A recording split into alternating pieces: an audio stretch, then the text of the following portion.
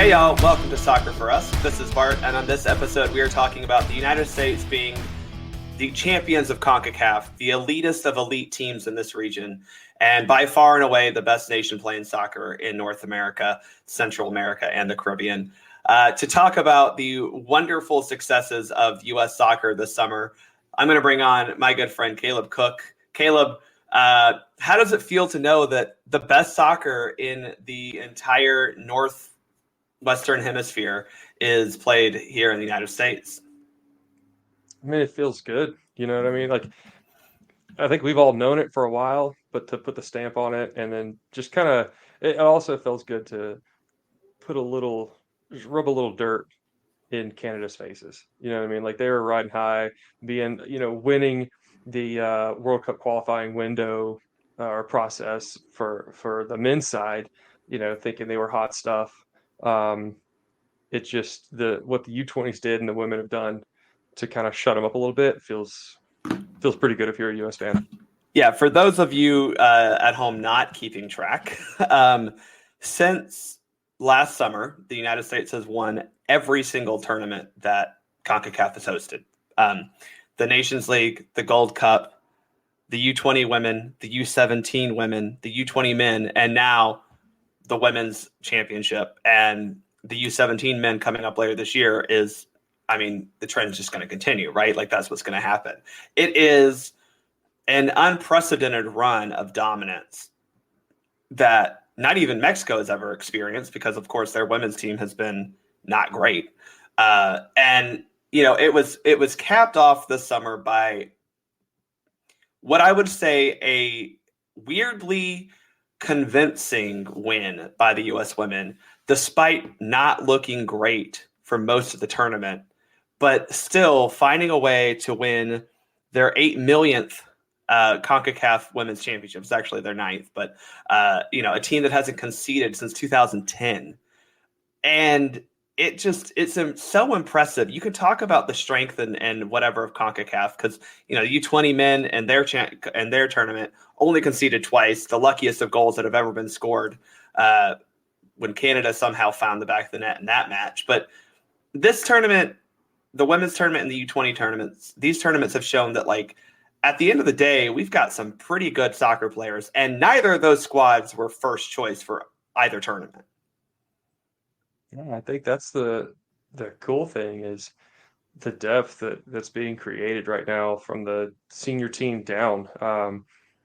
Because you're right. There were a lot of questionable roster selection decisions and omissions.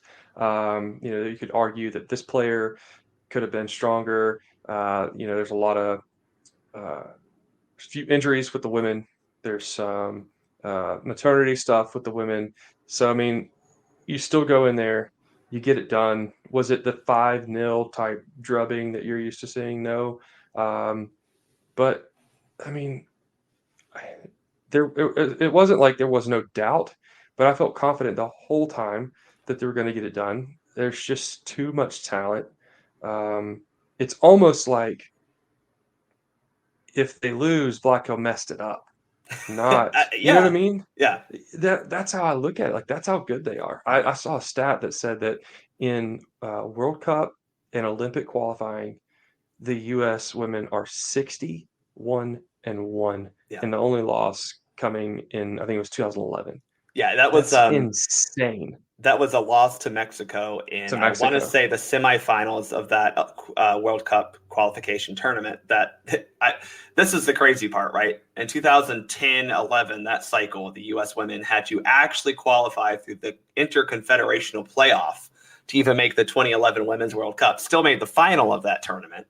And since then has just been on an unprecedented run, winning every single thing that they could. I guess, granted, the 2016 Olympics were a complete flop, but it's just been a string of dominance from the U.S. women, and absolutely the rest of the world is getting better. Absolutely the rest of the region is getting better, and that is a positive. Like we can accept that positive and praise that positive, while also understanding that the U.S. women, through the help of NWSL, through the improvement in a lot of European leagues where some of our players are going to play, continues to build the deepest, strongest squad in the world. And this summer was, for me, that's what it taught me. Yeah, when you're still doing what you've been doing all along with a, like we talked about, second choice, quote unquote, lineup, you're dominant. You're the best team in the world. Um, it's exciting because you see some of this talent. It's really young. So you look at the next decade and I don't see a drop off. Yeah, I don't. And talking about that, let's first talk about the U20 men conquering the Concacaf U20 championship. It, like we said, was not the strongest squad because of, the fact that when you look at a youth tournament, you're unlikely to get the best players at that youth age group in that class. And even for those that were available, there were several who were not able to go. Some got injured. Some, obviously, their MLS teams, because they're playing regular minutes for their MLS teams, didn't go, which shockingly is somehow a bad thing now.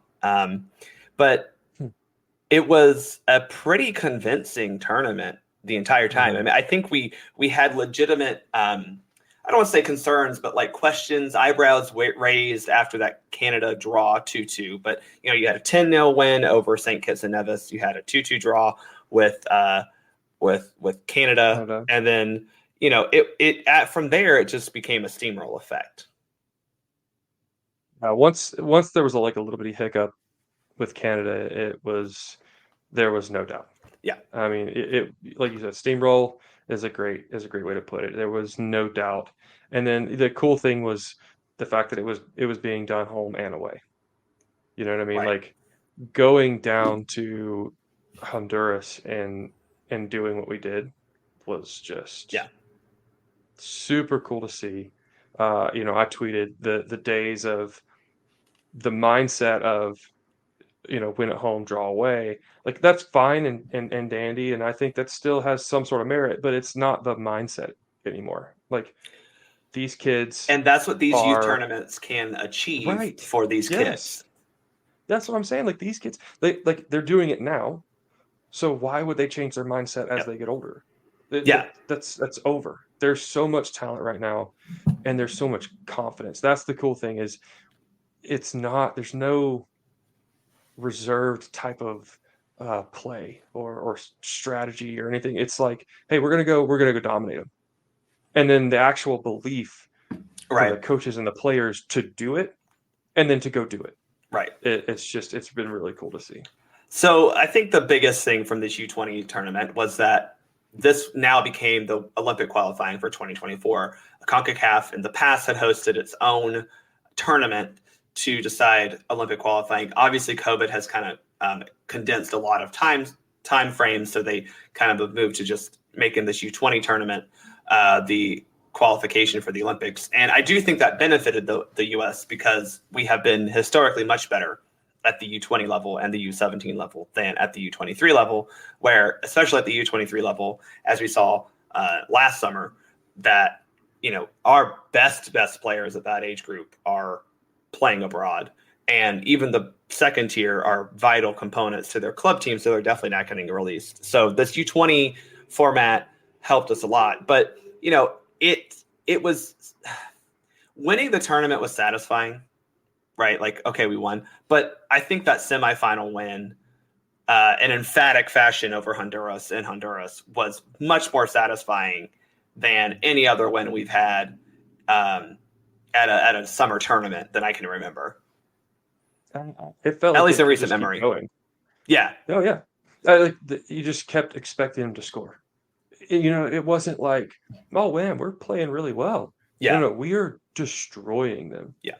And we don't need to talk about that second half where Honduras was like, because at that point, Honduras had to give everything they had to be able to qualify for the Olympics.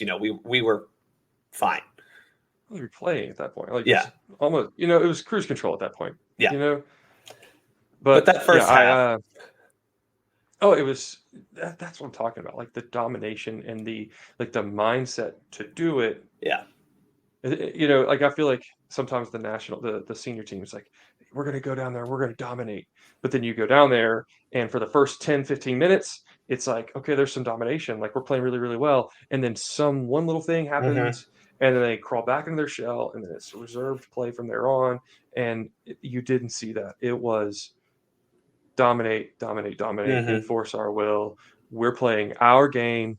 We don't care where we're at. We don't care what you're blowing in the stands, horns, fireworks. We don't care. Lasers. We're gonna kill you. Yeah, yeah, yeah. We're It gonna kill was you, and they did it.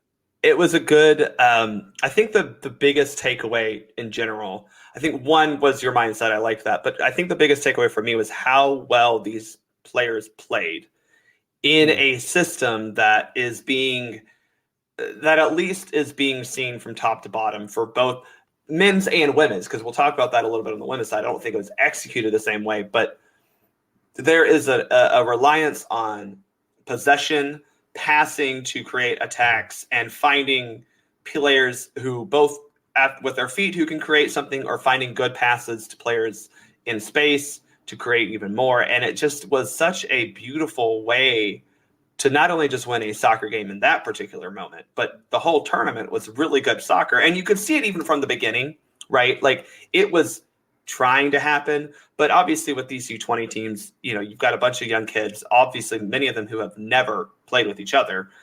And it just kept getting better as the tournament went on. And it culminates with the Dominican Republic win of 6-0. It was such a good on-field showing. That's what I was most excited about. Well, I think it just goes to show, like, the youth development in America is changing, or it has changed, and we're seeing the fruits of it. But it used to be like American players were robots, right? They were drills, and the American players could do everything, like a Michael Bradley, extremely like a robot. Like, he's not going to mess up. But where's the creativity though? Right. And I think that's the biggest change. Like, the players, you look at the technical ability with their feet, from not only the strikers but center backs being comfortable with their feet. And so when you do have to play out, they're not scared. They have the confidence to do so.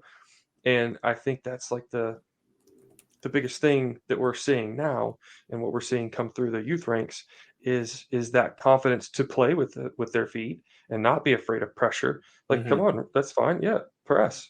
Please press. We're gonna break the press, because we can beat you individually with our feet. Our movement, like the players' soccer IQ at this age is far and away better than it's ever been, in my opinion. And I think that comes from the fact that soccer is becoming so much more popular. These players are all watching the game, not just playing the game. Does that make sense? No, it does. And I think that's a great point about just how important it is to have domestic leagues, how important it is now to have domestic academies, and how hopefully this continues to grow. Now, obviously, I think we can also point to the fact that these kids have been learning highly technical skills and concepts from at least 13 years old in a lot of these academies, right? Sometimes some of them even younger, but for the most part, 13 to 14 is when these academies start. And so to your point about Michael Bradley, where you've been drilled really well, that's great. But they're able to not only be drilled in the normal practices they have, but because they're in an academy system, they're able to play more frequently while having that good foundation. And so they're able to show off their creativity. It's the same level of players. Right. And even more so, they're given the license to be creative, because that's something that is that's not being crushed. Evident. Right. I know, like, on the super like way youth level, like U10 type stuff, the way when I'm coaching those types of players, like, if they're dribbling a lot, used to coaches be like, hey, let's pass the ball, blah, blah, blah. No. Yeah. You start working on that kind of stuff when they're 12, 13, 14. Right now, let them dribble. Yep. Let them get out of, like, take on 4 players, because that's where that creativity is nurtured. And I think there's just been a big shift over the last 10 years or so, and we're starting to see the fruits of that. And we're starting to see exciting players. Like, I remember, like, Pulisic came along, and it was a breath of fresh air, because here's this kid who's so quick, who's technical, who's creative. And you start looking around, it's like, well, who else is like that? No one is. Yeah. Just now we have that's it. Gio right now Reyna, it's like every Serginho Dest. position you've Yeah. got players that are our best dribbler is our right back. Yep. Yeah. And that was something that we saw a lot of in this tournament, was not just dribbling ability, because I think of a guy like Diego Luna, but great passing ability. Yep. And not even like, the vision to find great passes. It's the combination play of like a Paxton Aronson being able to just a 1-2 to open up space for either him or a co-attacker. Those are things that we haven't seen from a U.S. team. Certainly not at a U-20 level, and certainly not with a C choice player at whatever position. Yeah, totally agree. So what do you think the importance of making the Olympics is for the U.S. men's program? We haven't done it in a very long time. We've missed 3 in a row. 3 in a row. Math is hard. We've missed 3 in a row. It was super frustrating to not make the 2021 Olympics, the 2020 Olympics, whichever way, because it seemed like we should have absolutely, even with the roster. So what do you think it means to the program to finally get back to the Olympics? I mean, it's hard, but we did it. Yeah, I mean, we talked about it a little bit in the last episode. I think it's really important. I know there's a lot of people on Twitter that they want to poo-poo it because it's not a major tournament. It's still a youth tournament. But, I mean, if Brazil gets excited about it, why can't we? They're, major soccer nation. I think people try to sandbag, right? When you're not somewhere, well, it's not that important. No, I think it's a big deal. It's a big stage. It's a national stage, and anytime you can, kind of not involved, but what's the word I'm looking for?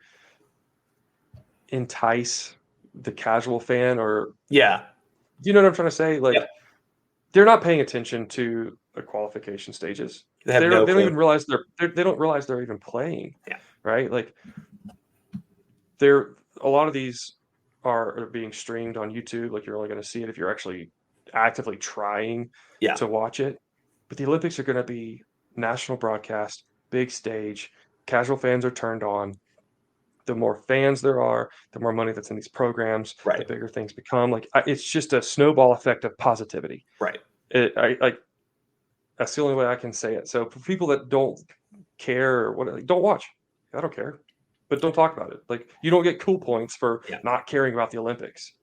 I think one of the things that has made the U.S. women so noticeable in the U.S. public eye, but also so storied in the just annals of soccer. And I get that the women's Olympic tournament is a full senior tournament. I get it. But that gold in 96 at home really set that stage for the 99 World Cup win. Now, obviously, that's the big win, right? That is the turning point of soccer in America, I would argue. We can talk about the 94 World Cup hosting it, but that 99 win at home was massive.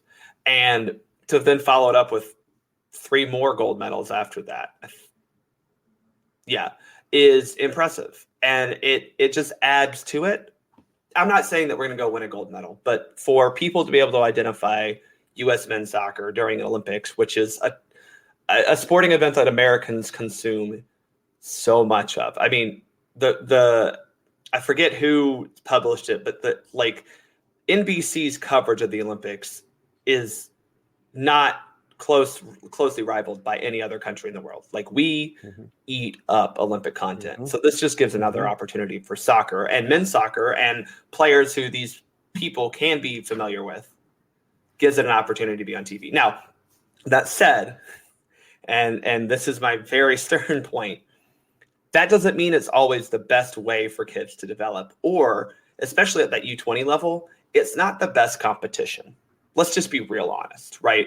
The competition level of the U-20 men's tournament that we just saw in Concacaf was not very high compared to a kid who probably is going to be playing for his club team, especially in MLS. Do you agree with that? I can,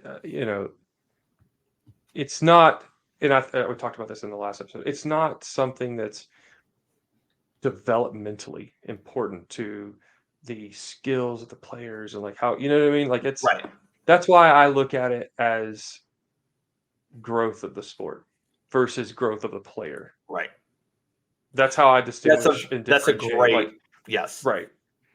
So, And I think that my issue too is we're at that point in our development as a soccer nation, because I vehemently believe we were at that point for that 2020/21 Olympics, where the squad that was picked for that tournament it was in Mexico, but that squad that was picked should have qualified. The fact that they lost to Honduras was a bad loss, right?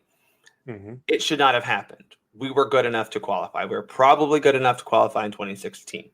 So for me, I'm with you. It's not about, are our players good enough? Yeah, they are. You know, unfortunately, youth tournaments are a little bit weird because we, the U.S., are not getting our best players at that age group. Mexico isn't either, but they're still finding ways to make it happen. So I'm glad we finally made it. We needed to, but it's not like, oh my gosh, this is the reason we're going to somehow be better at soccer. Now, it may down the line help our team, our senior national team, be a little bit better, but my real question, and I think the question everyone has after this tournament, is which of these players do you see possibly actually playing for and impacting the U.S. men's national team? And I think that's the valid question that we have to ask ourselves now. Well, I looked at it, the Olympics is a U-23 roster plus 3 overage. So I started kind of looking at, like, if we go to the Olympics and we're really trying to put our best foot forward, what guys are age eligible, right? Who would be going? Like, does a Gio Reyna go to the Olympics? Like, he absolutely could. He's age eligible. Is he going to be released for the Olympics, right? But then you think, well, Neymar went to the Olympics. He could, but I just don't know where we're going to be at that point. Yeah. So then I started looking at the players that are on the current U-20, like who qualified, who actually has the potential to be on that Olympic roster, and then even further, just who do I think is actually going to make it, right? And I think there's probably more than you would normally look at. Like, you think the last U-20 tournament with like Weah, Pomykal, the strikers playing for New England now, Rennick, McKenzie was there, Chris Richards. I mean, there was a lot. Sergio Dest. There were a lot of players there. Yeah, Sargent and Soto, part of that. Yeah, exactly. So I look at that one and I'm like, man, there was a lot of really talented guys. I look at this one, I'm thinking, man, there might be more. Yeah. And a lot of them are playing more meaningful minutes at this age than the last cycle, which is crazy. Yeah. Because there was a ton of talent. But I mean, I think just right off the bat, you got to look at guys like Paxton Aronson. That kid's a stud. I mean, yeah, he might be better than Brendan. Which I say, I'm a huge Brendan Aronson fan. He could be. Yeah. He's a stud. I mean, it just depends on where his development goes, but the potential's there. And then you look at a guy like Diego Luna, like that kid. Yeah, he doesn't look like a man. No, he can play. Yeah. So there's a lot. Those are the two that just really jump out. Like I said, we could go through the whole roster and be like, yeah, they're probably going to have a pretty meaningful career. Yeah, I think the one that stood out to me a lot throughout the entire tournament and who is at a club who could help him continue to improve is Alejandro Alvarado, who's at Vizela. That is a position like that we need help with, an attacking, creative, but still defensively sound midfielder, because he's very good with the ball at his feet, very good in defensive work, but also at a club in Vizela in Portugal. So he's already in Europe type of thing, right? So if he improves a little bit this year, a little bit next year, because I mean he's only 18, right? Like that's the thing about all these players is they're so young, and we kind of have a bias thinking like, oh well, they're 19, like they're not making an impact for the U.S. men's national team yet. Like no, not every single person is not every generation is a Reyna or a Tim Weah, right? Like These guys are different in that regard. There's Well, still, we don't need it at the senior level like we did a few right. years ago.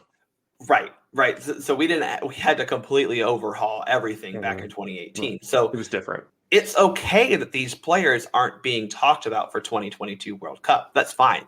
We still have a whole nother 4-year cycle for these players to continue to improve, But I think that Alejandro Alvarado is one that, to me, could be one of those guys we see making plays for our midfield in the near future if he continues to develop at an already European club. And I'm not saying that Europe versus MLS is bad. I'm just saying that he's already in Europe.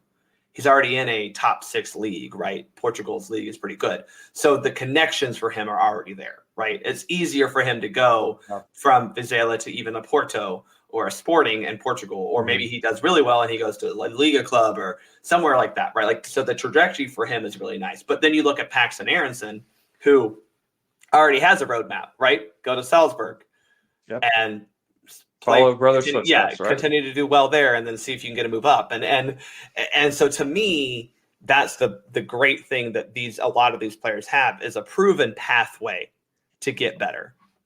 Well, and the fact that there's so many Americans doing it right now, and it's there's less proving to be done by an American than there used to be. Does that make sense? Like, for an American to get a chance, they had to be, unreal standouts. Like, oh, okay, that kid can play. Let's give him a shot. Versus now, it's like, I don't think there's that stigma anymore as far as European scouts and European teams. Like, Americans can play. It's a known fact. It's a, normal thing now. So if you can play, you're going to get opportunities. You don't have to know somebody, or you know what I mean? Like, it's just it's different now, thanks to the guys that have gone over there and paved the way. And I think with guys like Alvarado, like, there were some kids that were coming into this tournament that had more of a following, that had a name, the name recognition. And then like Paxton, like banging in goals. Diego Luna was just kind of like a cool, like everybody was talking about him. With Alvarado, he played well. I think it was just quiet because he wasn't. It wasn't like he was lighting anything on fire, but he was playing really, really well. Who else does that really well for the U.S.? Yunus Musa. Yes. I mean, thank you. It's like the Nagel for the 2018 Atlanta United, right? Like, go look at the stat sheet. Did he light it up with goals and assists? No, but could we have done that without him? Could Atlanta have won that cup? No. And I think there are players that are like that, and I think you need those players. But yeah, I think he had kind of a sneaky, quiet, really good tournament. That's a good shout. Next steps for this team as a whole. They play a U-20 World Cup next summer. All these players will be eligible. I don't expect all of them to come back, right? Because that's kind of, again, the benefit of a U-20 World Cup is you might get the better players of this age group to be released by their clubs, right? Like, clubs are unlikely to release their kids for a non-FIFA window tournament that is just qualifying for something. Now, for the U-20 World Cup, there's a lot more incentive because now you're talking about you do well there, you raise your transfer value, all these things there's benefit to. Which benefits the clubs as well. So why would they not? Right. Yeah. I mean, that's the thing is, like, having a good U-20 Concacaf championship did not markedly make any of these guys' transfer value immediately increase, right? Now, what they learned there, more eyeballs on them. Right. What they learned there, the skills they picked up, the mentality they picked up, they can bring that back to their home club, start applying that on a day-to-day basis, learn how to be a starter, learn how to be a leader. Those things definitely help them, but they're not like Paxton Aronson. His chatter it picked up, but it's not like he was somehow now a $5 million player. So that U-20 World Cup in 2023 is where those types of increases can come. So that, to me, is the next step for a lot of these guys, is just continue to go back to your home club and fight for starting spots and secure starting spots. Diego Luna is doing that for Salt Lake. You have a lot of guys at Philly who need to fight for their starting spot. try to make that U20 World Cup roster for next summer. And if you do that, then we can start talking about the impact you're going to have on the U.S. men's national team going forward. Well, I think isn't Ricardo Pepi still eligible Yes. for the U20? So Yes. so you look at a player like him, right? Like it would benefit Augsburg, depending on how this season goes. But if he's still not, lighting the world on fire, and then you release him to a U20 World Cup and he just starts banging in goals like you couldn't imagine, was that not a good thing for Augsburg? It's a massive thing for Augsburg. So you got to look at those types of things where, that would affect, like maybe well, depending on how they line up, but like a Kate Cowell or a Quinn Yeah. Sullivan or an Alvarado, like anybody who's going to be playing that position, well, they're bringing Pepe in. So I don't know. There's a lot that can happen between now and then. But one thing that I think is for certain, and there's no disagreement with anybody, the direction that our youth national teams are going in is far and away brighter Yeah. and better than it's been in a really long time, and that's a really exciting thing as a U.S. soccer fan. That's absolutely true. And speaking of a team that has still got a bright future ahead of them, let's turn our attention to the U.S. Women's National Team winning the Concacaf Women's Championship, qualifying for the 2023 Women's World Cup, and qualifying for the 2024 Olympics. Now, that part is key because the only way you qualified directly for the 2024 Olympics was to win the tournament, and we'd won the damn thing. Despite everyone saying that this squad wasn't looking good, despite all the concerns, despite the questions about how if the rest of the world was finally catching up to us, if we could recapture the winning ways that we had, because we saw what we did at the Olympics last summer, and it just wasn't good. And these are all valid questions, but damn it, we won the damn thing, and did not concede a goal the entire tournament. So with all that negativity around this team heading into and during the tournament, we went 5-0, outscored our opponents like 13-0 or whatever it finally was. And the icing on the cake for me is this roster was not first choice. There were plenty of players who would not be starting, or plenty of players who would be starting on this roster if they were healthy, or if they were back from maternity leave, or whatever the situation was. That, to me, is the positive of this tournament. Well, absolutely. Like we talked a little bit before we start recording, people are going to be negative, right? They're going to nitpick and find something wrong with every situation. I think even more so with the women, because it's just been so good for the last decade. I mean, there's hard to find anything, but there were some critiques about Flacco's roster selection and reasonable things that were being said. Yep.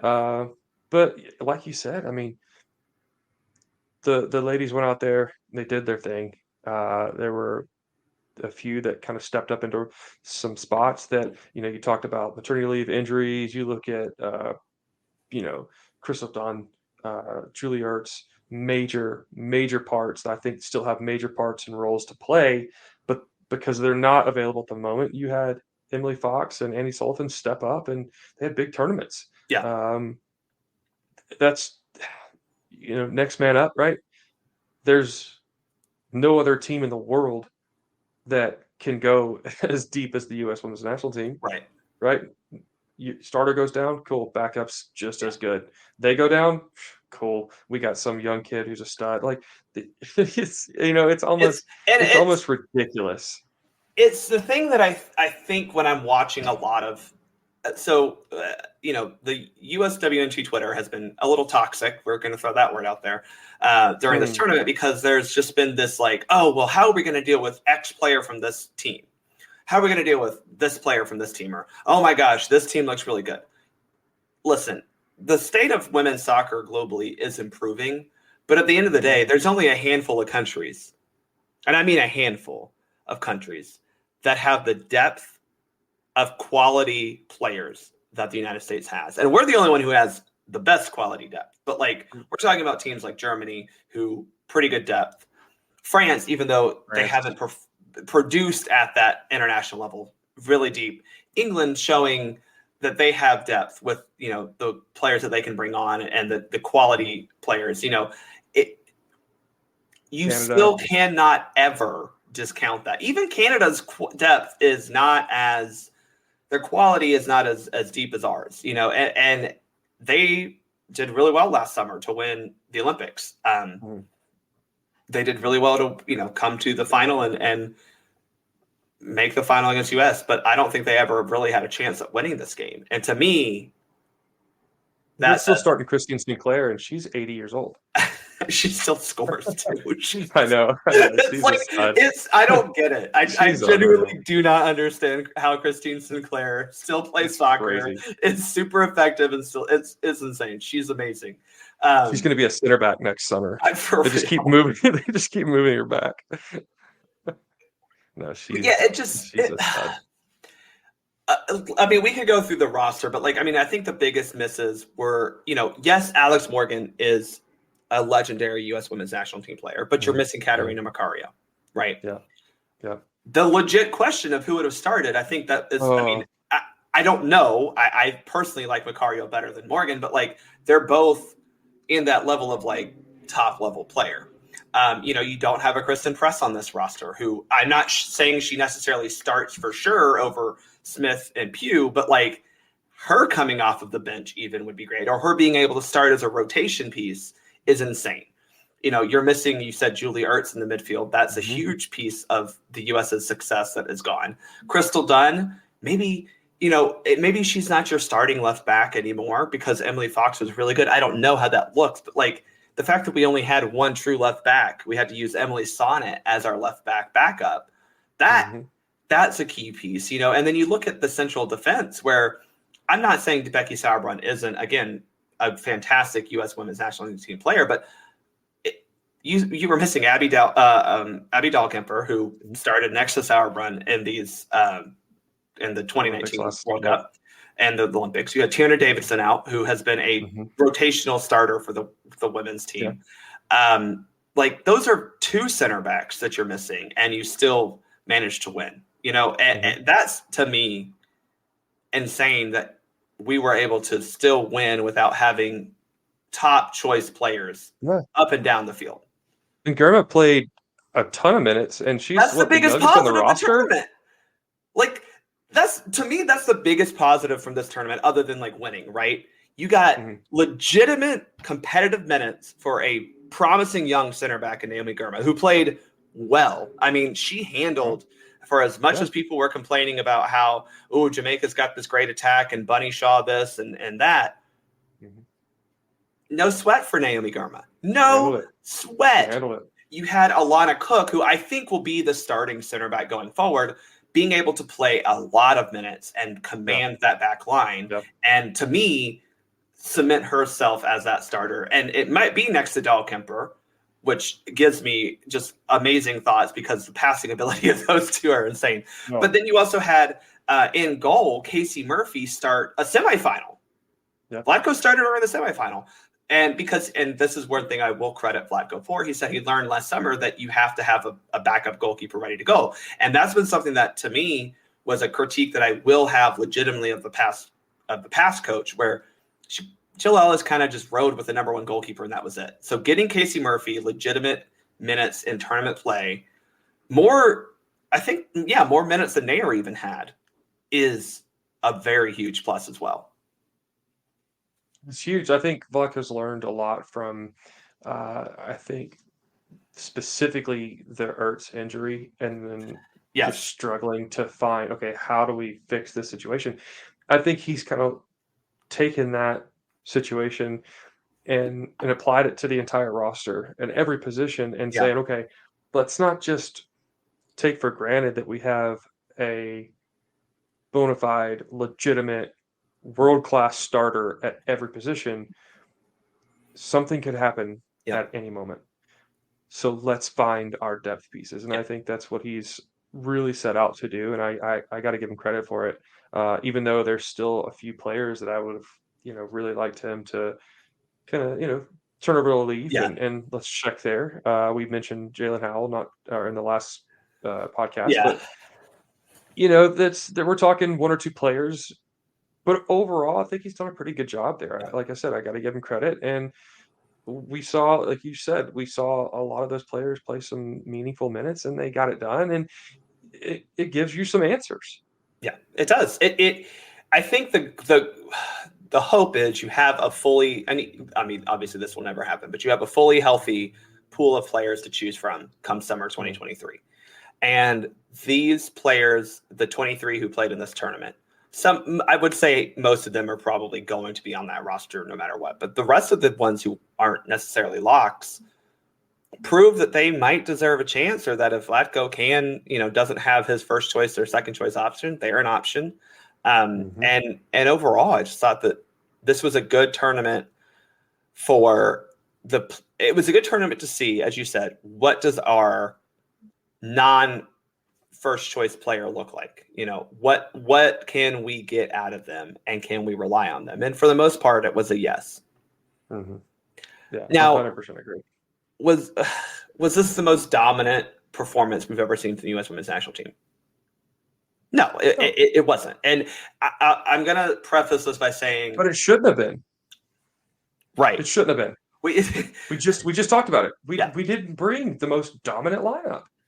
No, I mean, if this team would have, and I'm going to also just say this, I think it's a good thing that CONCACAF teams like Haiti and Jamaica and Costa Rica legitimately played and 100%. tried to play well against the U.S., right? That is a positive for women's football in this region. We want those players and those teams to improve. We don't want to be beating teams 8-0.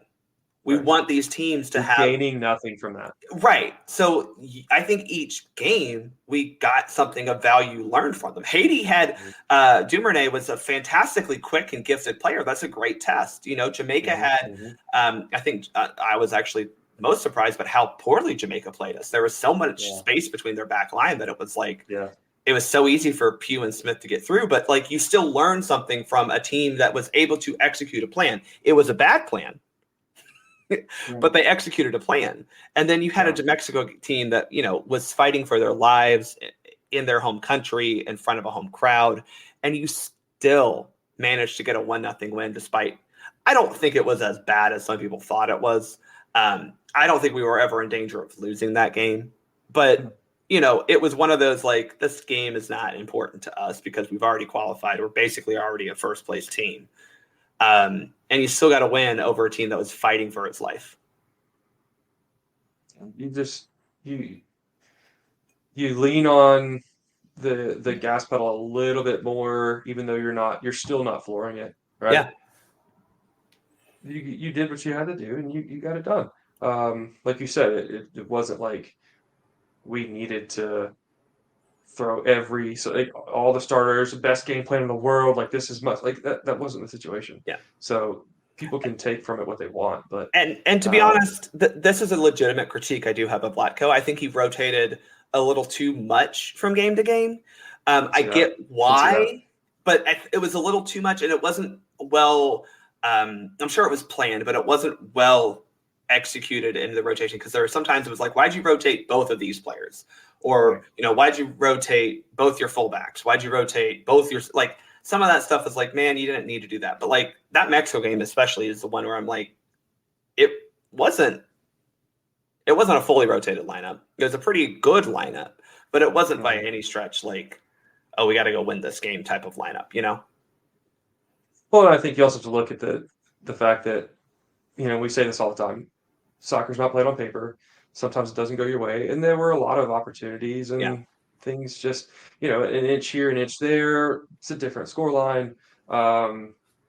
It happens. But I think, I do think there's a legitimate criticism of the tactics that we tried to deploy in this tournament. And my biggest criticism is that we still settled for crosses a little too easily. And I have a theory why that is, but I just want to hear how you felt about our overall approach to attacking teams during this tournament? Like you just said, the relying on the cross, which has been such just like a bread and butter for the U.S. women's national team for years. As teams improve and get better and more positionally sound and better marking and better athletes and stuff, that's just not always going to work. You've got to start asking more of the players, which we have the ability to do so.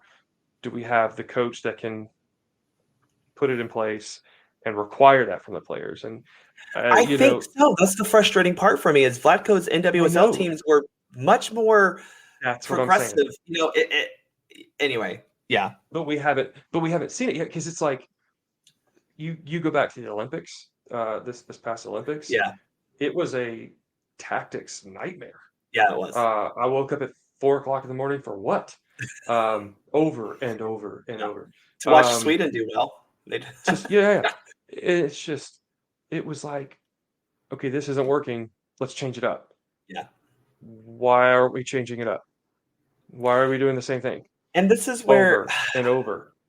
I don't want to put all the blame on Vlatko. I think his overall tactical setup is to blame, but there's space there to be creative and connect through the middle and try to find those space in between fullback and center back, or if you can't do that, to try to overload one side and beat players 1v1. That was my frustrating thing, is these players are good enough to know, okay, it's not just take it to the end line and cross. Because there were times that Sophia Smith looked timid to take on a player 1v1. There were times that, Rose Lavelle was just out wide to put in a cross. And to me, that is a little bit on the players, because I don't think crossing the ball is necessarily a bad tactical setup, right? Like that's still a pretty tried and true way to score goals in soccer, effective, right? But it's not about just not the only way. Right. And it's not just whipping it across. It's how do you find a player in the box to hit with a crossed ball? And I think that was what was missing for us, is it wasn't just that we were crossing, it was we weren't really trying to pick out players at the beginning of the tournament. Now, the Costa Rica and Canada matches, I thought we did that very well, where yes, we got wide, but we tried to find players. And unfortunately with Canada, there were two goals that I think Mao had one that basically all but went over the final piece of the line. It should have gone in the first half. So that's my biggest critique, is we relied too heavily on just whipping in crosses.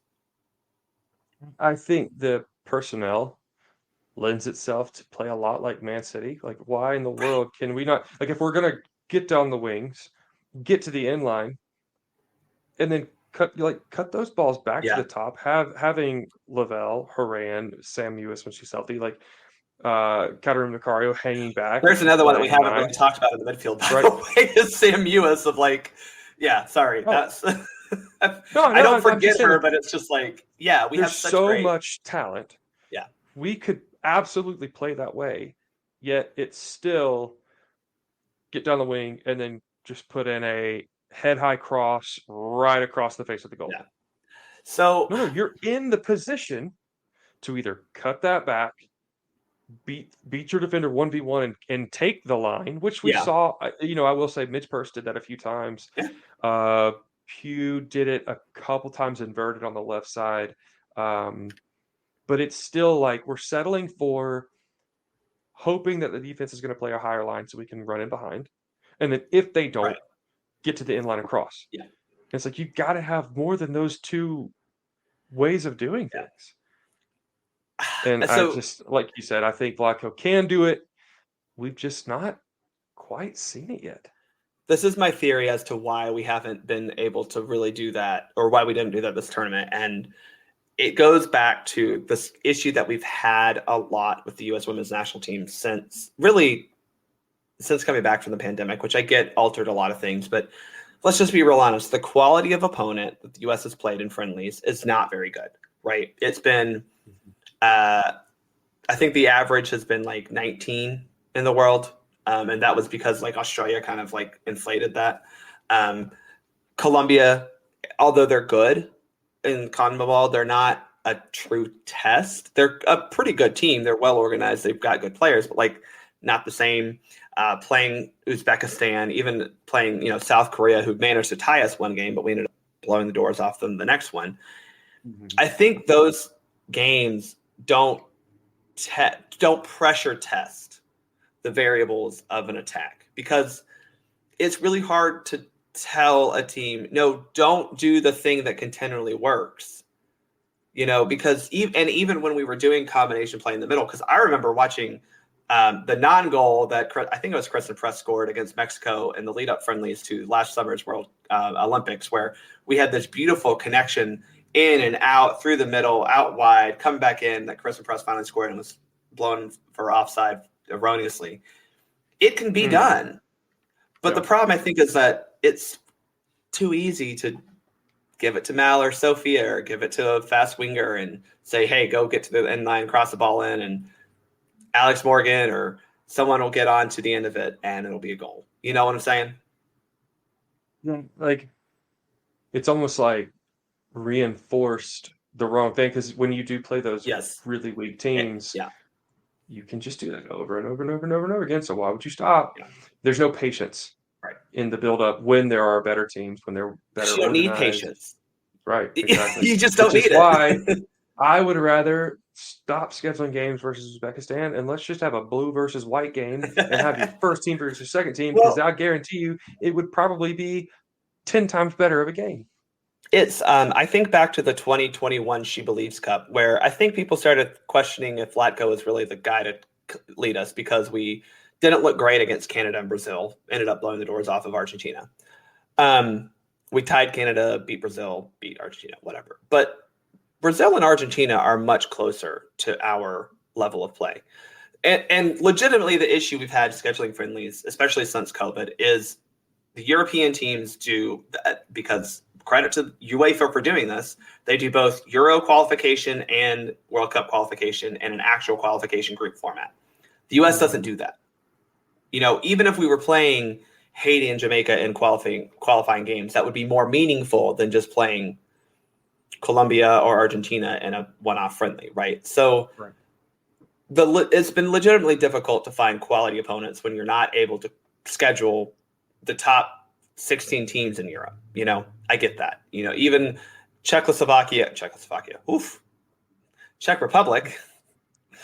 yikes, and Iceland that we played in She Believes Cup. Now, Czech Republic was very solid defensively, but we still probably should have won that game, even though we didn't score.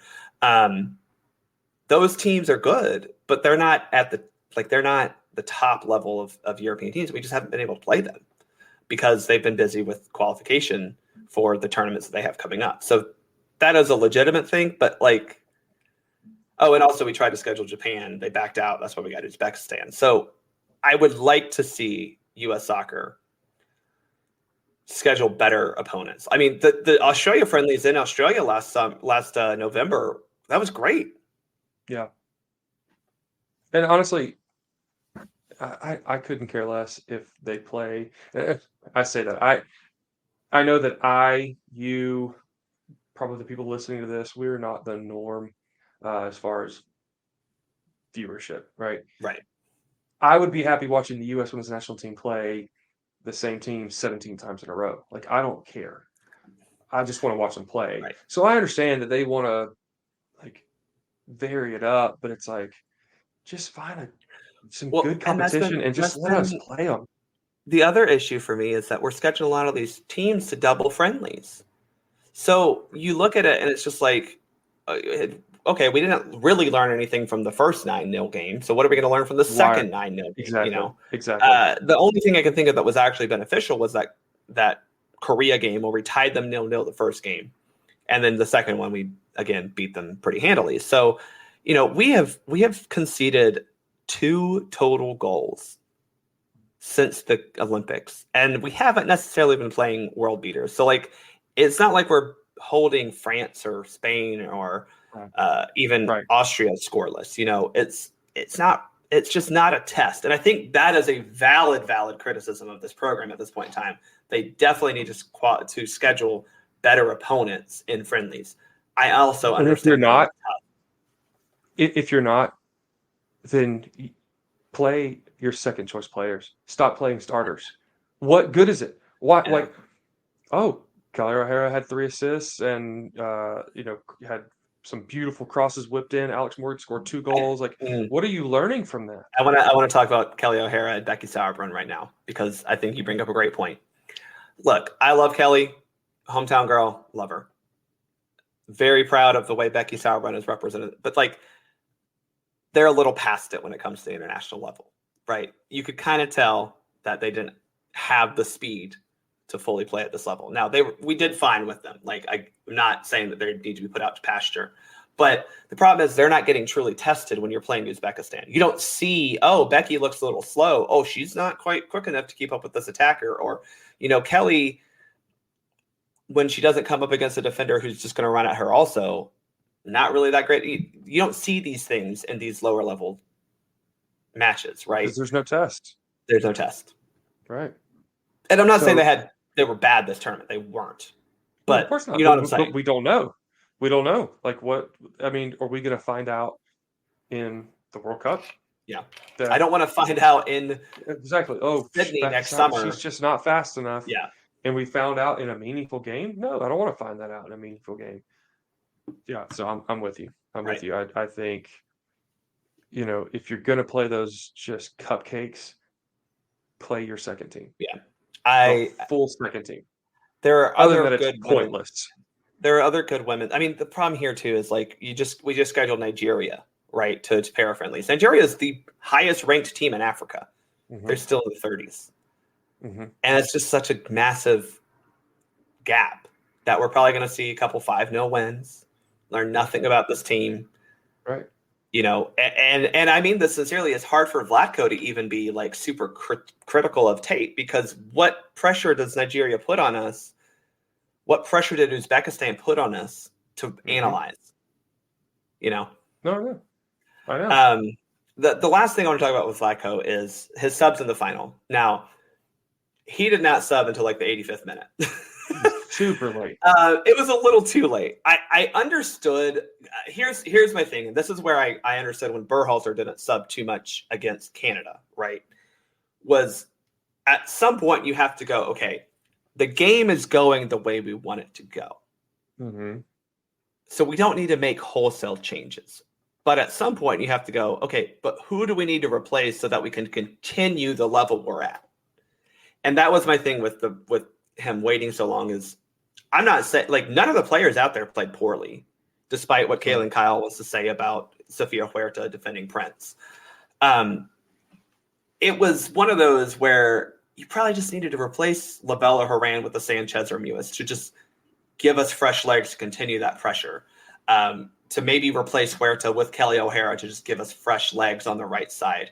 To maybe replace either Smith or Pugh with Purse or Rodman, or it was just one of those of like, it's not about, oh, we need to change things up. It was just you need to, and granted, Canada was not coming close to score. Like they weren't coming close to scoring until they absolutely had to score at the end of the game, and they still didn't. But you just needed to give someone a rest, put fresh legs out there. Sometimes it's not about like, well, they're not playing poorly. Yeah, but you know what? They've just played an hour. There's an hour of fatigue on their legs. But why not put in a fresh Ashley Sanchez to sit there and she's very creative, extremely technical. How much more so is she going to be effective versus tired legs? Right. These Canadian defenders have been playing and running for 60, 70 minutes. Like, make that change. Yeah. That's what a sub is for. It's not, well, that person's playing bad, so let me replace them. No. That's not. Like, you don't sub someone just because they're playing poor. Absolutely, that's part of it. If that happens. And but sometimes how often have we seen a player come in because they have fresh legs, create mayhem for the defenders who are tired? We see it all the time. Men's, women's, college, U-20, like we see it all the time. So yeah, I was extremely perplexed as to why he waited so long. Yeah, it was frustrating. But we got the win. let's talk about two things about this win, though. Was it revenge?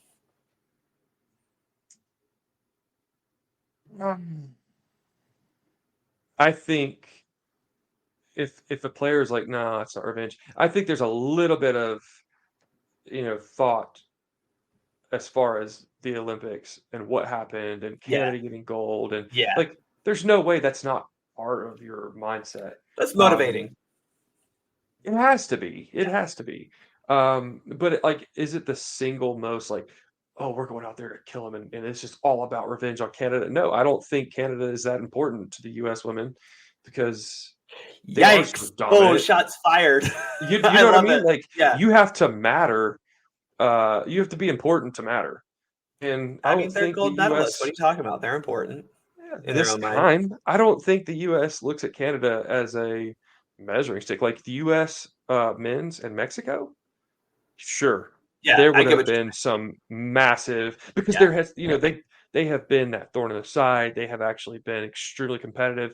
Like Canada is good, or they've been a top 10 team in the world. They're a good team, right. But I get what you're saying. Yeah, that's how I see it. Like, no, it wasn't the leading factor, but sure, it's in the back of the players' minds, and I think they were, pretty happy about it. But I think what was going to happen was going to happen regardless. We were going to win. Yeah. So that's my thing. For me, it wasn't revenge. It was setting the record straight. It was no. Exactly. That was not it was how a fluke. This goes. Yeah, it was. Oh, y'all defended for 90 minutes and somehow got a lucky penalty kick and beat us in the. Okay, great. Mm-hmm. We attacked you for 90 minutes. You got lucky. You never conceded. We finally had to break you down through a penalty kick, and then after that, you never really came that close to scoring except for like one wild shot. We dominated that game. That game we dominated. Like, absolutely played them off the field for this, like, the entire second half and most of the first half. So to me, it was no. We're reminding everyone that we are the best team here. It's not about revenge over Canada's. No, we're here to reclaim the title as queens of Concacaf. That's how I looked at it. It's like if I'm playing FIFA with my son and he, we're playing Volta, which is the only way he'll ever beat me is if he's using Soccer 8 and he's got Pele and like Ronaldinho and I'm using the U.S. men's national team or whatever, and he beats me once. And it's like, okay, I'm not going to get revenge the next game. No, I'm just going to set it right. Like you said, set the record straight. Like, no, you're not better than me. I'm going to destroy you again. It just happened. But, speaking of, you mentioned when they beat us and it was, silly penalties. I can't not mention the Canadian writer who posted the GIF. Oh my gosh. Rose Lavelle and said that she should be ashamed of herself and she's so much better than this. Like, please tell me, like, I tweeted it. I was like, tell me you've never played soccer without actually telling me you've never played soccer. Are you kidding me? Like the GIF that you posted, dude, shows the leg clip Lavelle's foot. Do you remember the 2019 semifinal against England when Becky Sauerbrunn got called on a penalty for literally just being next to Ellen White, whose foot hit her, and we got called a penalty? Yeah. Like Becky wasn't really, she didn't kick Ellen, but she was there. She went toward the ball, and Ellen White happened to trip on Becky Sauerbrunn. That's a little what happened here. It's like, no, you can't. Like, you can't also put your arm out against someone and then clip the back of their heel and be like, oh, it's not a foul, it's not a penalty. No. Right. Yeah, and the thing is, like, people, like, they don't, you speak to casuals, they're like, well, they didn't mean to do that. Like, I've played with people, they're like, no, I didn't mean to. It doesn't matter. It's still a foul. Doesn't matter. It's still foul. She didn't intent is not what we consider with fouls. Right. It doesn't matter. Like, she didn't mean to clip Lavelle's foot, but she did. Yeah. It absolutely impacted the gait of her stride. Right. She clipped the back of her own foot because her foot was thrown off because she's running. Like, people don't understand that when you're running full speed and someone just slightly clips your heel, you're going down. The problem is these Canadian fans got so hyped up over the fact that they had one good year of soccer in their 100 and some plus years of soccer that they don't know how to handle it now. It's like, oh, wait, you're not that good.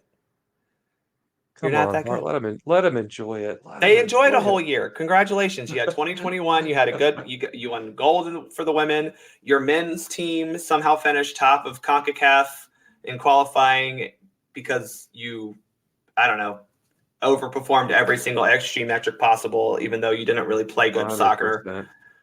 100%. Look, again, this is setting the record straight. It's setting the record straight. I'm sure we'll see Canada as far as the men's go. We'll see Canada in Yeah. the Nations League, and we'll set the record straight then.